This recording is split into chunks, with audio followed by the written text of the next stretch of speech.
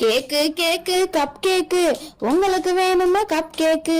ஒரு கேக்கு 5 ரூபா, 2 கேக்கு 10 ரூபா. வேணுமா கப் கேக்கு? ஃப்ரீயா வேணுமா கப் கேக்கு? அப்ப மறக்காம லைக்க பண்ணுங்க. லைக்க பண்ண கையோட கடைசியா கப் கேக்கு வாங்கிக்கோங்க. இப்போ கப் கேக்கு ரெடியா ஆகிருச்சு.